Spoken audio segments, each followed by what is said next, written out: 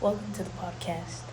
Today's topic is about the ever evolving technologies.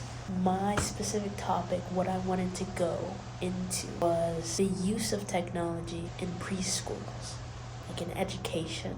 And I didn't really talk about the programs, but I talked about the usage in general. And my claim was that the use of technology, obviously depending on how it's used, based on how it's used, is more harmful than it is good in the preschool setting. Y'all can see how technology is used nowadays for youngins. It's usually used at the dinner table. Here you go, here's something to pay attention to while you're eating food you I know you don't want to eat. Or here you go, in a grocery store, so that you're sitting down and you are behaving. 49% of parents are using technology as a means of childhood care. Ensuring that, a big part of that is due to affordability. So ensuring that their children up to any. Okay. Now, I can think of reasonings like, well, this ensures that they know, they have a peace of mind, like, oh, okay, I know my child's inside on this tablet. They're not gonna go anywhere, they're not gonna do this, they're not gonna do that. This keeps them sitting. And now, why is this important? In class, we learned about serve and return. The concept of a child bidding, saying something, saying, oh, look, this red balloon. And a caregiver, a parent, a teacher, whoever's an uncle, an aunt, whoever's around, being like, yeah, balloon red, and it's flying and it's floating. Just being responsive to the child. And this serve and return acts as a tennis match in a way. We're just going back and forth. Balloon red, balloon blue. Yeah, that one's blue. You know what else is blue? What? The sky. And it's just this back and forth that is helping the child. It's not just nice, but it's actually developing their brain. It's helping develop their brains. So, what are the benefits? What's happening in their brains? What is it developing? It's developing language, but most importantly for this podcast, it's setting up the stage for social relationships. It's teaching the child that when I speak, I am responded to. It's setting up the notion that this is how social relationships go. This is just how it works. I say something, they say something back. And it's just this back and forth, and they're feeding me, and and it's nurturing, and it's safe, and it's predictable. And so that predictability builds safety. Now, for those of you who are also, that is extremely important in the first 5 years of any person's life. It's extremely important for anyone. It's extremely important, though, in the beginning of life, because that beginning of life sets the tone, sets the stage.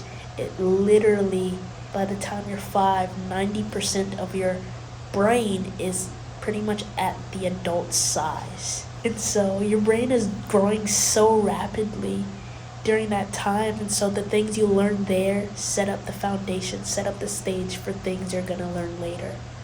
And so it's good to have a basic understanding, a basic foundation, so that more complex relationships, as we're talking about, can be built later on. And so what you learn as a 5-year-old, as a 3-year-old, as a 2-year-old, how you're responded to can very much dictate whether your brain has a stable or unstable foundation, But yeah, that has its own implications and its own pros and cons. And a temper tantrum and relationships not feeling safe or not feeling responded to, not may not look like a big deal. It may not look like what we see it to be. You know, like we may not expect a kid just drooling over this iPad. Bro, that's crazy.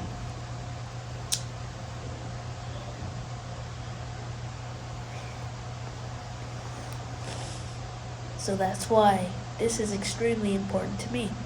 Now that you know the brain functions, now that you know the neuroscience in a way, why this is so important, why this isn't just, oh, touch grass, but this is also like, oh, like our relationships.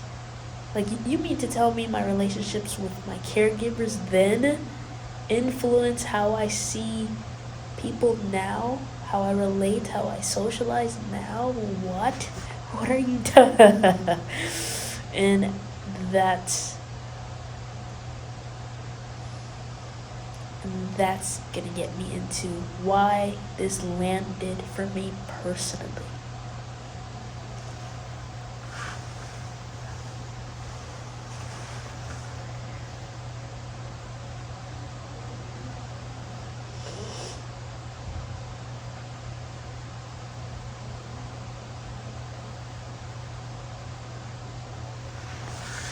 So I'll remind you, having a stable servant return helps a kid's brain development and helps them understand relationships and will help them in the future maintain stable, secure relationships. But this landed in me, to me, in such a different way, such a beautiful way, in that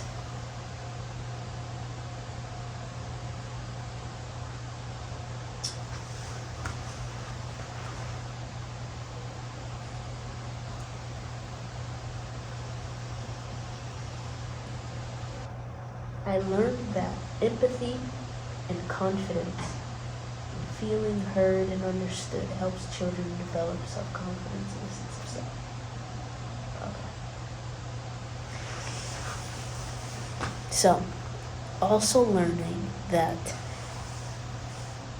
feeling heard, being responded to, feeling responded to, affects one's self-confidence and sense of self. When I hear sense of self, I'm thinking being their own person, feeling like what they have to say is important. So this landed to me because it started making me think about how I may not be as talkative to certain types of people or people in general.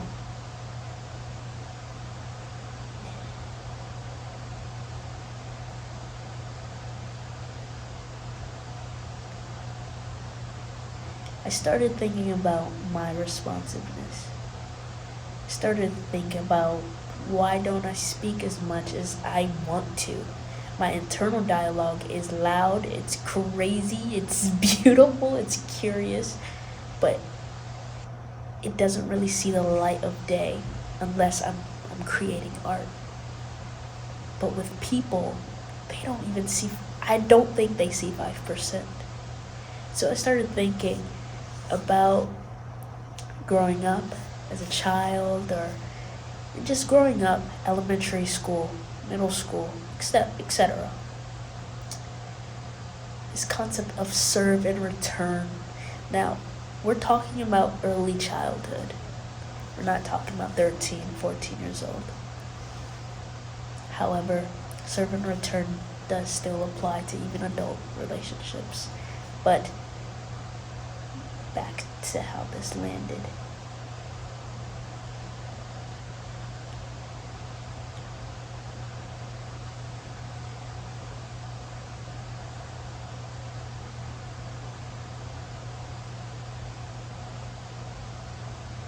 It felt like I wasn't really responded to. It felt like I asked questions. It felt like I said things. I don't think they were met. It just didn't feel like, yeah, this person met me here. And when I was responded to, it didn't feel encouraging. And so I started to think about the effects, especially hearing that, oh,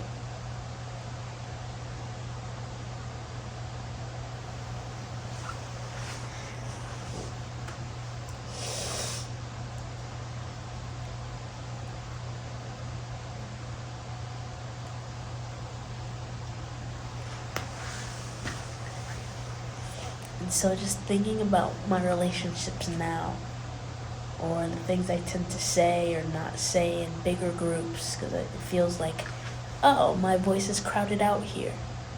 It's less important here. Or whatever it is.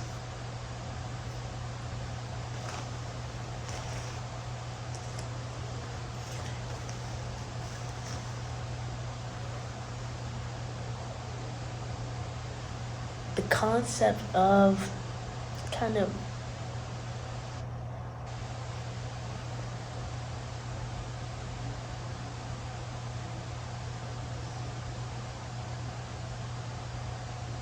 this concept of patterns of responsiveness. Now, the caregivers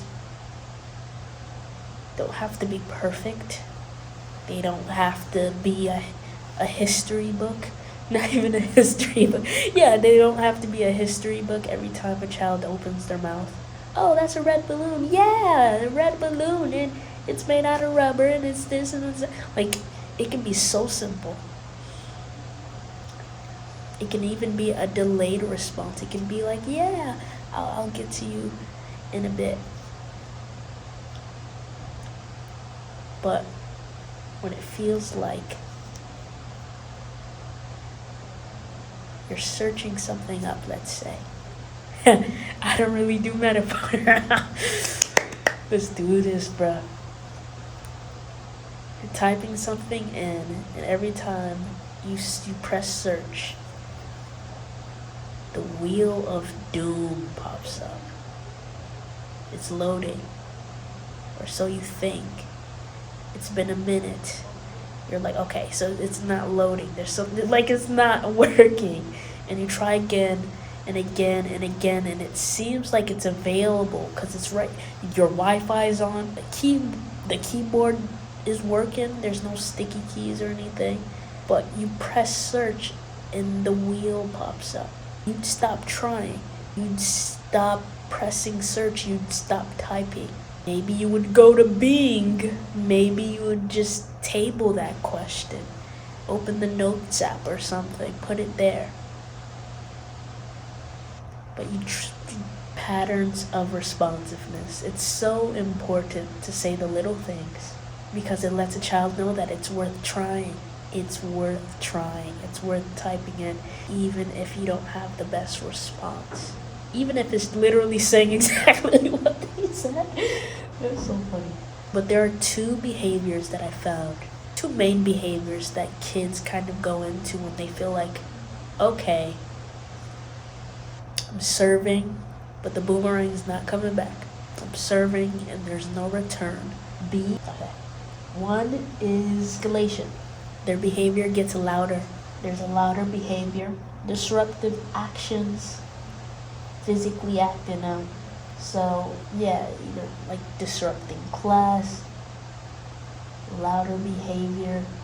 Not because they want trouble, but because stronger signals are an attempt to finally get attention, finally get a return. Oh, they just want attention. Yeah. And I will say serve and return has me thinking about different things. It's giving so much light, like so much context, it feels like. Pretext, like the saying, oh, this kid is acting out because they just want attention. Some scenarios that is valid. Like, what are the patterns of what's it called? Hold on.